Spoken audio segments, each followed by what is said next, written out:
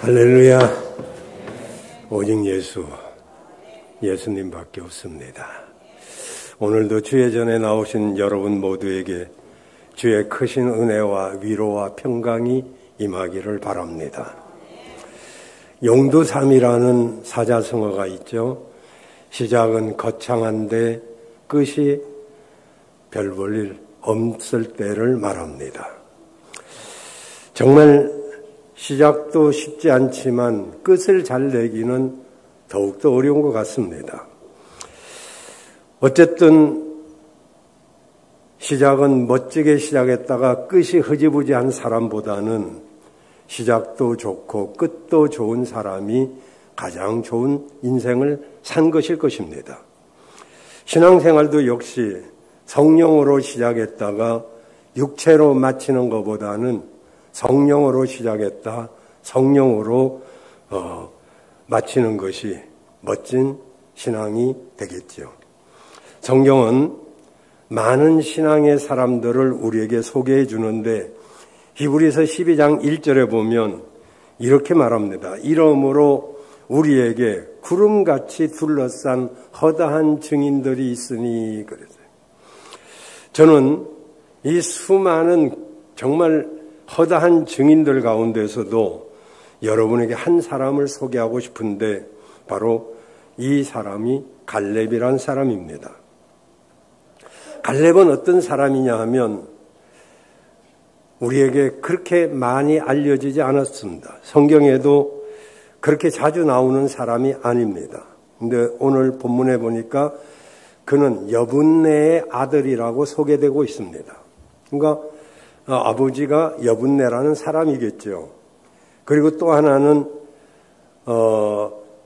가나안 땅을 정탐한 12정탐꾼 중에 한 사람이었습니다. 이스라엘 백성들이 애굽에서 구원을 받고 광야 생활을 하는 가운데 가데스 바네아라고 하는 지역에 이르게 됩니다.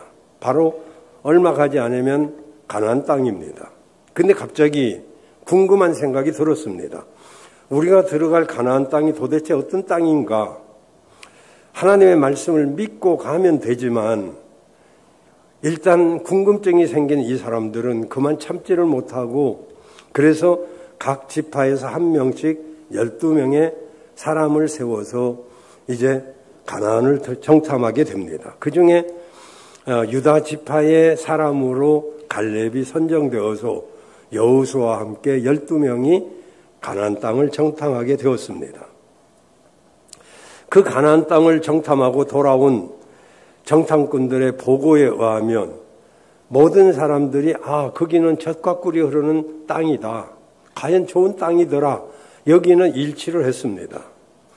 근데 10명의 정탐꾼들이 거기에는 아낙 자손이라고 하는 거인족이 살고 있는데 얼마나 거인족인지 자기들이 자기들을 봐도 너무 왜소해서 메뚜기와 같다. 우리 그거 갔다가는 다 죽는다.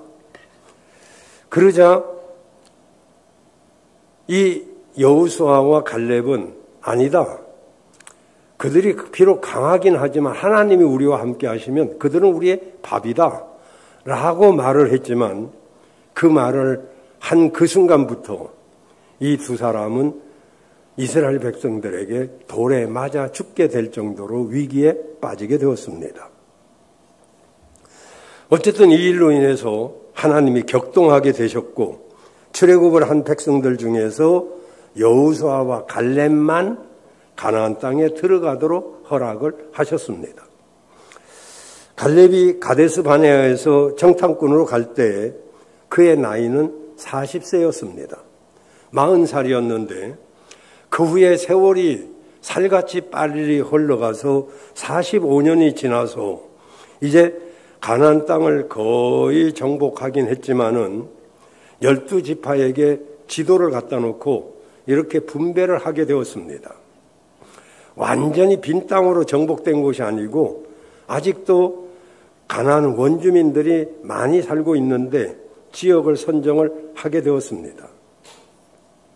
문제는 모든 사람들이 가장 입지 조건이 좋고 살기 좋고 도시가 있고 그리고 평지가 있는 곳을 선택합니다.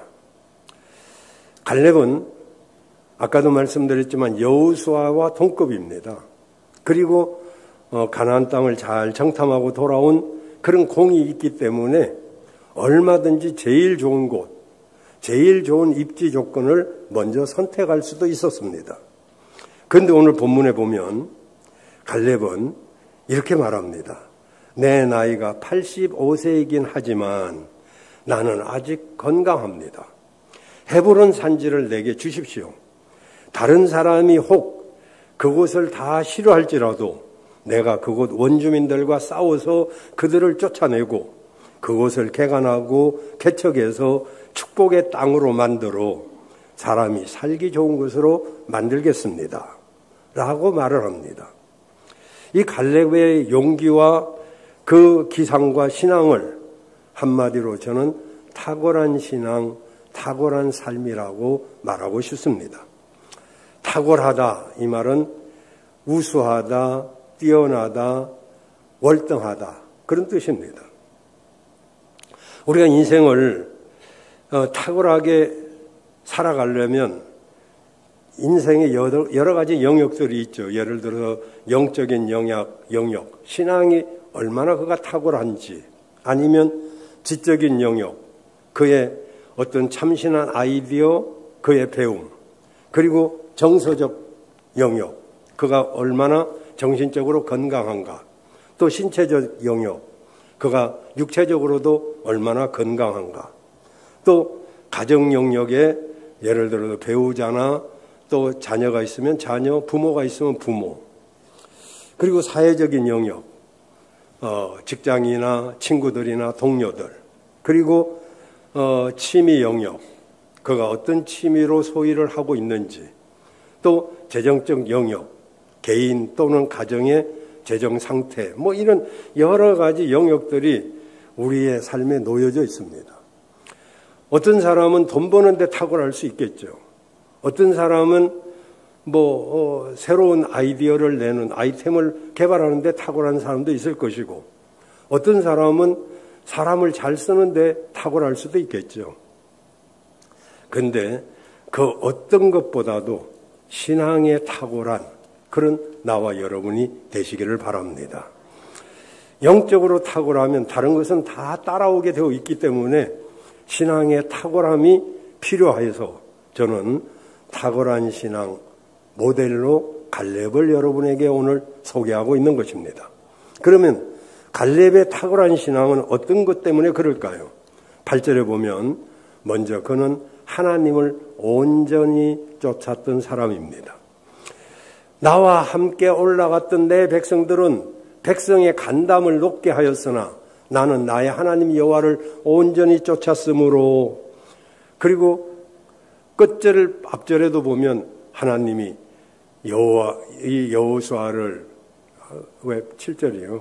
끝부분 14절 보면 온전히 쫓았다고 말하고 있습니다. 안 보여줘도 되고요.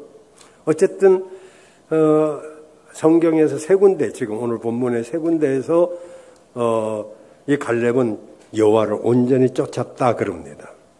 온전히 쫓았다 이 말은 견눈질 하지 않고 하나님만 바라보았다 그런 뜻입니다.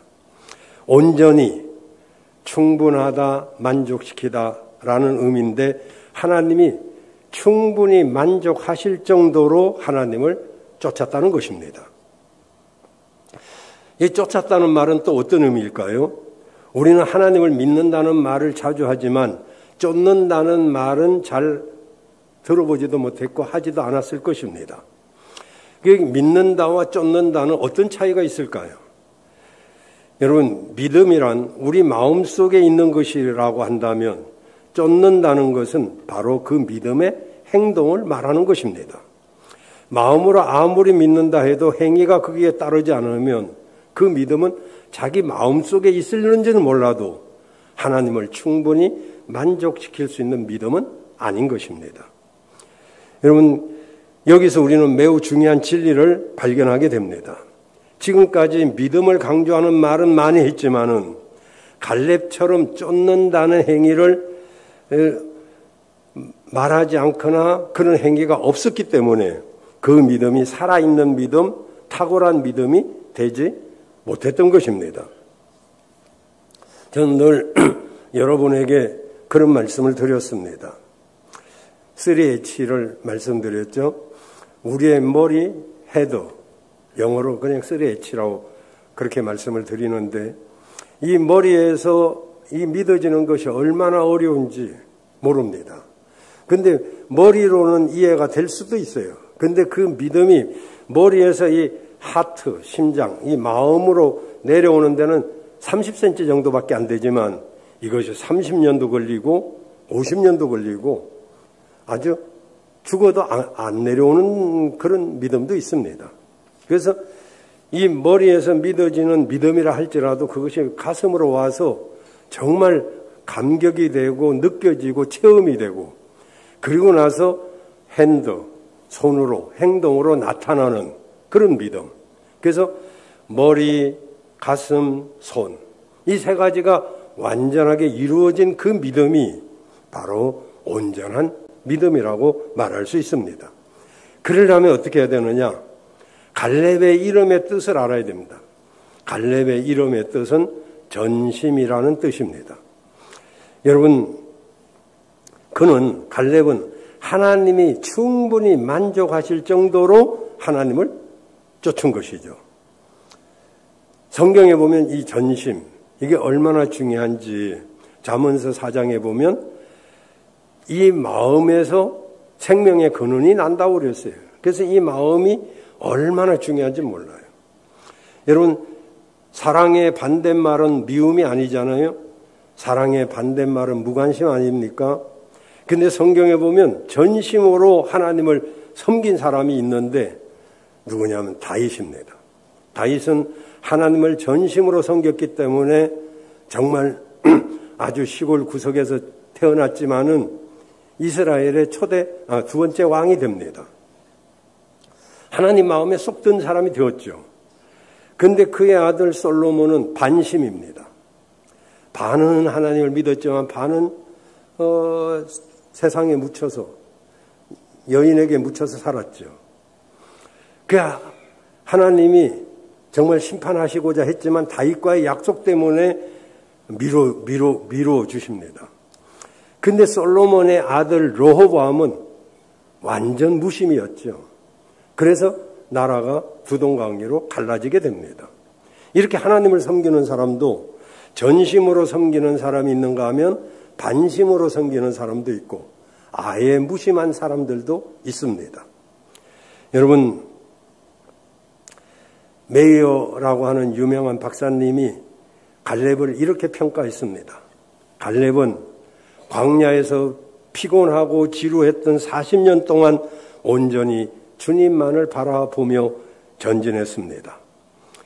그가 앞으로 갈 때나 수많은 사람이 죽어갈 때, 사람들이 불평하고 반역할 때도 그는 오직 하나님의 뜻만을 행하였고 하나님의 음성에만 귀를 기울였다. 그는 모세에게 도전하여 새로운 세력을 만들자고 하는 유혹도 있었지만 그 유혹을 뿌리쳤고 한편이 되어달라고 하는 미리암의 사주도 거절했다. 그리고 그는 모압 여자들의 감미로운 유혹에도 넘어가지 않았다.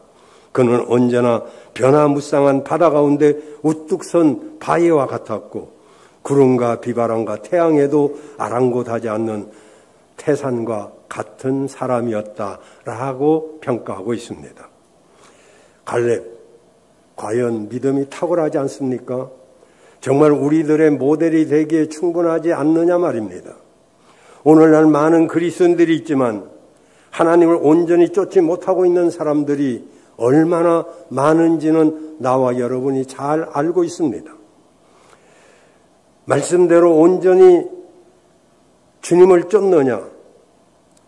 여러분, 갈렙은 많은 사람들이 의심하고 염려하고 원망하고 불평하고 부정적인 생각을 하고 있을 때에도 온전히 하나님만을 바라보고 곁눈질하지 않고 믿음을 지킨 사람입니다. 이 시대를 살아가는 우리들도 나름대로 믿음이 있다고는 하지만 하나님을 온전히 쫓지 못하는 이유가 도대체 무엇일까요? 그것은 바로 영적으로 말씀에 바로 서지 못하고 말씀 중심, 교회 중심 신앙생활을 하지 않기 때문입니다. 그리고 불의한 것으로 인해서 우리가 약해졌기 때문입니다. 그러나 우리가 다시 한번 말씀에 굳게 서서 하나님을 온전히 쫓는다면 우리도 하나님 앞에 정말 칭찬받는 사람들이 될 줄로 믿습니다. 오늘 우리는 말로만 믿는 신자가 되기보다는 온전히 하나님을 쫓는 그런 신자가 되기를 주의 이름으로 축원합니다. 갈렙의 탁월한 신앙 두 번째는 갈렙은 뒤에서 묵묵히 겸손하게 섬긴 사람이기 때문입니다. 여러분, 하나님이 모세가 죽고 나자 그 후계자를 여호수아를 선택하십니다. 우리는 이것이 그냥 대충 무관심하게 지나갈 수 있겠습니다마는 좀 더 깊이 생각해 보면 여호수아보다는 어쩌면은 갈렙이 있었기 때문에 가나안 땅에 들어갈 수 있었다고 생각할 수 있습니다. 갈렙의 입장에서 한번 생각해 본다면 똑같이 목숨을 건 그 신앙적인 결단으로 정말 정탐하고 돌아와서 똑같이 적극적으로 보고를 하고 그리고 똑같이 위험한 일을 감수했는데 왜 하나님께서는 여호수아를 선택하고 갈렙을 선택하지 않았을까요?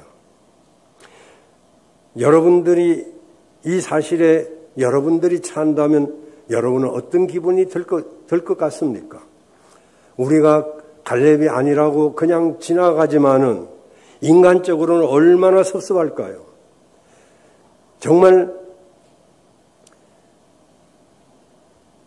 누구보다도 긍정적이었고 누구보다도 적극적이었고 누구보다도 위험을 무릅쓰고 주의 일을 해왔는데 어떤 사람은 내 위에 서게 되고 나는 그 밑에 들어가서 이름 없이 빛 없이 그렇게 내려가 버렸을 때 그 후부터 45년 동안을 살아가면서 갈렙은 여호수아의 그늘에 점점 묻혀갔습니다. 여호수아가 강력한 정말로 리더로서 우뚝 서게 되었을 때 그때 갈렙의 위치는 점점 약해졌습니다. 그게 45년입니다. 정말 어떤 사람 같으면 일을 갈 수도 있고 이럴 수가 있느냐? 나가 도대체 뭐냐? 이렇게 말할 수도 있습니다. 근데 45년 동안 역사의 무대 뒤에서 이름 없이 빛 없이 그러면서 변함없이 여호수아를 도왔고 변함없는 믿음으로 그는 살아왔습니다. 그는 역사의 주연이 되기보다는 조연이 되는 것으로 만족을 했습니다. 대부분 사람들은 전부 꽃 같은 인생, 열매 같은 인생을 원합니다. 그러나 뿌리가 없이는 열매도 꽃도 없다는 것을 간혹 잊어버립니다. 여러분, 대개가 사람들이 자기가 원하는 대로 되지 아니하면 반기를 들고 그리고 불평을 하고 그리고 뛰쳐나가기도 합니다. 사실 뒤에서 일하기란 건 말과 같이 쉬운 것이 아닙니다.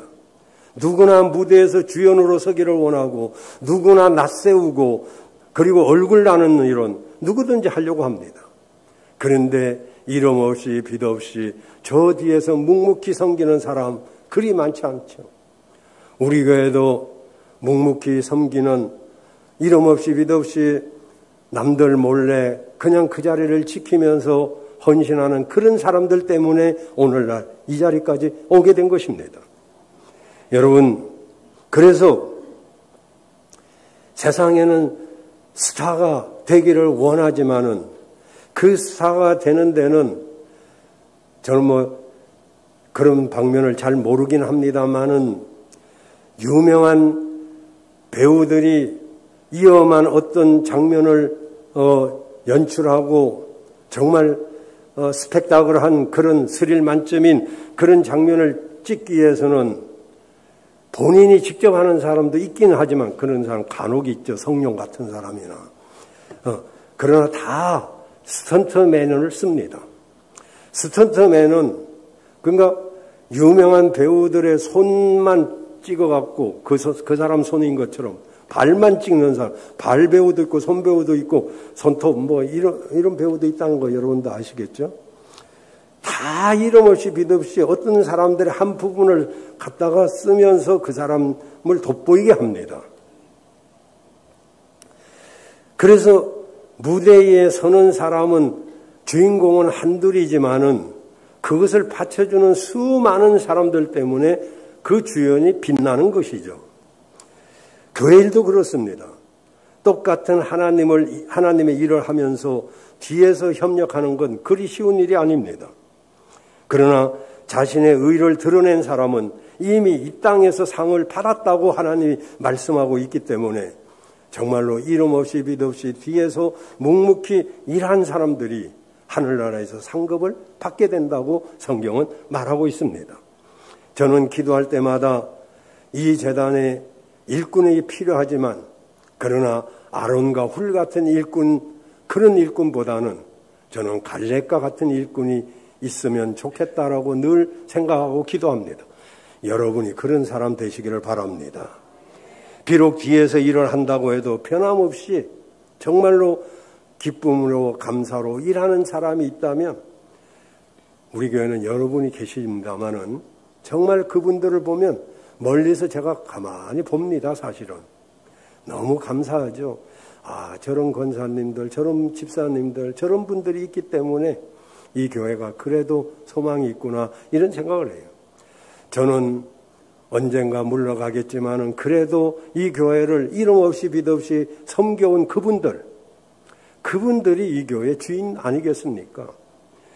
여러분, 세계적으로 유명한 지휘자 레오날드 번스타인 그런 사람이 있었는데 그 사람에게 기자가 물었습니다. 선생님, 수많은 악기 중에서 가장 다루기 어려운 악기가 무엇입니까? 이렇게 물었습니다. 그러자 번스타인은 이렇게 말했습니다. 제2 바이올린이라고. 제1 바이올린 우리 다은 자매 너무 잘하잖아요. 혼자만 있어도 빛이 나요. 그런데 번스타인 말은 제2 바이올린이 없으면 제1 바이올린으로 연출하는 음악보다 풍성한 음악이 될 수가 없다는 거예요. 우리 김정은 집사하고 저 현진이 앉아 있잖아요. 저렇게 이름 없이 빛 없이 뒤에 앉아 있지만은 얼마나 귀한 일인가 정말 몰라요. 현진이 중학교 들어갔어? 중학생이야? 그렇군. 그래, 그 자리가 귀한 건 줄 알아야 돼요. 물론 앞에서 잘하는 사람도 훌륭하지만 뒤에서 그 자리를 받쳐주는 그런 사람이 더 훌륭하다 이런 이야기죠. 세 번째로는 갈렙이 왜 탁월한 신앙인이냐 하면은 비전의 사람이었기 때문입니다. 그는 노령의 나이에도 불구하고 비전이 있는 신앙인입니다. 젊은 사람은 어렵고 모험적인 일을 두려움 없이 합니다. 젊을 때는 정말 모험심도 있고 두려움도 없고 그렇습니다만은 제가 겪어보니까 60이 넘으면 점점 노쇠해지고 70이 넘으면 죽음이 오락가락합니다. 점점 몸은 노쇠해지는 건 당연합니다. 그래서 나이 들면 의욕도 모험심도 떨어집니다. 그 많은 사람들이 가나안 땅에 들어가서 서로 좋은 땅을 차지하려고 정말 도시 가까운데 그리고 평지, 윤택한 곳 이런 것을 원했지만은 그런데 이 갈렙은 85세입니다, 여러분. 85세면 이제 진짜 갈 날이 가까운 날입니다. 그런데 그는 10절, 12절에 이렇게 말합니다. 오늘날 내가 85세로 돼. 85세로 돼. 모세가 나를 보내던 그날처럼 아직도 청년 기백 강건하다. 나의 힘이 그때나 이제나 일반이라 싸움에나 출입에 얼마든지 감당할 수 있사온즉 그날에 여호와께서 말씀하신 대로 이 산지를 내게 주십시오. 사실 갈렙은요, 이스라엘 백성 중에서 가장 나이가 많은 축에 들어가고 대접받아야 될 그런 나이입니다. 지금 제가 몇 년 전에도 말씀드렸지만 어떤 목사님이 나보다 6살이나 아래지만은 나를 만날 때마다 놓친네 그래요. 내가 처음에는 기분이 별로 안 좋았어요. 여기도 어떤 분도 권사님들한테 놓친네 하는 사람도 있더라고요. 당장 그런 말을 하지 마시길 바라요. 그러지만은 받아들이기로 했어요. 왜냐하면 노인이지 이제 나이가.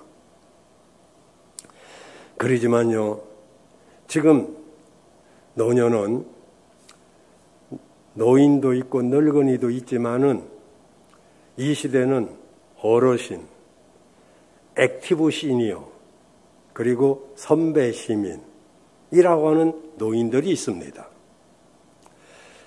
적어도 여기에 들어가야죠. 늙은이보다는 어르신, 정말로 액티브 시니어, 어떤 분야에서 성공한 노인, 선배 시민, 뭔가 그 어른을 보고 배울 것이 있는 어른, 이런 어른이 되면 이들이 바로 젊은이와 같다는 거예요. 여러분, 아프리카의 미개인인 줄 알죠? 근데 아프리카의 격언이 노인 한 명이 사라지면 도서관 하나가 사라지는 것과 같다라는 격언이 있어요. 노인이 되는 여기 어르신들 계시지만 이 사람들이 무슨 그냥 밥만 먹고 나이 먹었어요? 그 70년, 80년 살아오는 동안 인생 경험들이 있단 말이에요. 다 지혜로우신 분들이죠. 이분들의 말을 한마디씩 들으면 물론 쓸데없는 소리 다 하는 분도 있긴 합니다만은 정말 저분들이 그 나이를 먹기까지 얻은 경험이나 인생 철학 같은 거 있잖아요. 도서관 하나 정도는 된다는 거죠. 덴마크 격언도 이런 격언이 있습니다. 집안에 노인이 없으면 옆집에 가서 구워서라도 모셔와라. 집안에 어른이 있어야 뭐가 질서가 잡히고 뭔가 되는데 집안에 어른이 없으니까 아주 이 모양 이 꼴이 된다. 덴마크는 그렇게 가르치고 있습니다. 여러분 12절에 보면 갈렙은요, 그곳에는 아낙 사람이 있고 그 성읍들은 크고 강대하다 그랬잖아요.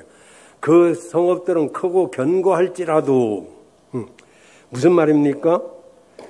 45년 전에 지금으로부터 45년 전에 이 12명의 정탐꾼 중에서 10명이 아낙 자손을 보고 두려워서 가나안 땅에 갈 수 없다고 보고를 했습니다. 그때 그 소리를 들었던 이스라엘 백성들 간담이 녹아서 선언을 했어요. 이야, 거기 들어갔다 우리 다 죽게 생겼네. 왜냐하면 그 아낙 자손들은 전부 거인이거든요. 2m 50, 3m가 되는 그런 거인들이고 우리가 거기 비하면 난 메뚜기처럼 작은 왜소해 보이는 그런 자다라고 했을 때 그때 못 들어갔잖아요. 근데 45년이 흘렀으면 더더욱 이제 노인이 되었잖아요. 그런데도 젊은이들도 두려워서 못 가는 그곳을 내가 가겠다라고 말합니다. 갈렙이 이런 위험한 일을 할 필요가 뭐 있습니까? 지금까지 안전하게 기반도 닦아왔고 이제 나이도 먹을 만큼 먹었습니다. 그러면 이제는 안일하게 살고 평안하게 살아야 됩니다. 그런데 갈렙이 바로 이 헤브론 땅을 분배받자는 것은 그가 비전이 있었기 때문입니다. 왜냐하면 헤브론은 견고하고 강한 성이 있었는데 빼앗기는 어렵지만은 일단 정복하면 그 견고한 성이 우리 것이 됩니다. 그 비전이 있었기 때문에 쉬운 것은 쉽게 잊어버리지만 어렵게 얻은 것은 그대로 잘 지킬 수가 있기 때문에 이 갈렙은 바로 이 난공불락한 성읍이 우리 것이 되기를 원했던 것입니다. 바로 갈렙은 이런 꿈이 있었습니다. 여러분, 누가 노인입니까? 꿈이 없는 사람이 노인 아닙니까? 젊은이라도 꿈이 없으면 노인이죠. 노인이라도 비전이 있으면 그의 삶은 정말 가치 있는 삶이죠. 이왕이면 여러분도 꿈이 있기를 바랍니다. 정말 나 한 몸이 조금 희생해서라도 하나님의 전이 흥왕하고 그리고 하나님 나라가 확장된다면 기꺼이 그 일을 해야죠. 마지막 갈렙의 탁월한 신앙은 임마누엘 신앙으로 그가 살았기 때문입니다. 11절 12절에 보면 모세가 나를 보내던 날과 같이 오늘날 오히려 강건하니 나의 힘이 그때나 이제나 일반이라 싸움이나 출입에 감당할 수 있은즉 그리고 그곳에는 아낙 사람이 있고 12절에 그 성읍들은 크고 강할지라도 여호와께서 혹시 나와 함께 하시면 내가 필경 여호와의 말씀하신 대로 그들을 쫓아내리이다. 여러분 85세인데도 이 말을 할 수 있다는 건 굉장한 용기인데요. 이 갈렙은 나이 85세가 문제가 아닙니다. 지금도 40대 시절처럼 얼마든지 힘이 있고 꿈이 있고 자신이 있다는 거죠. 육신적인 사람에게는 불가능할지 몰라도 영적인 사람에게는 충분합니다. 여러분 갈렙이 그것을 잘 알고 있었어요. 그래서 12절에 그 성읍들은 크고 견고할지라도 여호와께서 혹시 12절 나와 함께 하시면 내가 필경 여호와의 말씀하신 대로 그들을 쫓아내. 여기 혹시 정말 하나님이 어쩌다가라도 도와주시면 이런 말로 우리가 오해할 수 있어요. 이 혹시란 말을. 근데 이 혹시란 말이 번역상 약간 문제가 있다는 걸 아셔야 됩니다. 예를 들어서 제가 성경 번역할 때 온전히 문화적인 차이, 나라의 차이 이런 것에 따라서 정확하게 번역이 안 될 수 있는 것들이 있다는 거 말씀드린 적이 있는데 기억나시나 모르겠네요. 예를 들어 요한복음 1장 29절에 세례 요한이 예수님이 지나갈 때 보라 세상 죄를 지고 가는 하나님의 어린 양이로다 라고 말씀했는데 저 아프리카 어느 나라는 양이 없어요. 그래서 저걸 어떻게 번역해요? 그래서 돼지라고 번역을 했어요. 보라 세상 죄를 지고 가는 하나님의 어린 돼지로다. 우습잖아요 우리가 보면. 그러지만 양이 없는데 어떡합니까? 양을 본 사람이 없어요. 예를 들어서 하나님 앞에 나가서 우리 죄를 고백하면 눈과 같이 희게 하리라 했는데 적도 근방 사람들이 눈을 본 적이 있어야죠. 눈이 덮여야 더러운 모든 것이 덮여지듯이 우리가 깨끗해지는구나 이렇게 알 수 있는데 그래서 이게 혹시라고 번역이 됐는데 이거는 무슨 말이냐면 나는 약하지만 하나님이 나와 함께 하시면 불가능한 것이 없다 그런 뜻입니다. 그렇습니다. 이게 임마누엘입니다. 임마누엘 뭡니까? 하나님이 나와 함께 하시면. 그렇습니다. 하나님이 나와 함께 하시면 능치 못할 일이 없는 것입니다. 그래서 갈렙의 신앙은 하나님의 약속을 믿는 신앙이고 하나님이 나와 함께 하심을 믿는 신앙입니다. 갈렙과 함께 하신 하나님 바로 오늘 여러분과도 함께 하시는 하나님이십니다. 임마누엘 신앙이 있기를 바랍니다. 이제 말씀 마치겠습니다. 오늘 이 시대 정말 이 교회에 갈렙과 같은 사람이 필요합니다. 누가 알아주건 말건 하나님 앞에서 일하는 자세 그것이 얼마나 중요한지 지금까지 여러 앞서간 우리 선배들 그리고 여기 있는 어른들 또 젊은이들이라 할지라도 묵묵히 자기 자리에서 이름 없이 빛 없이 이 교회를 위해서 헌신해온 여러분들 때문에 이 교회가 오늘날까지 오게 된 것 아니겠습니까? 이런 갈렙과 같은 사람들이 더 많아지기를 바라고 여기서 여러분 모두가 갈렙과 같은 그런 사람들이 되기를 바랍니다.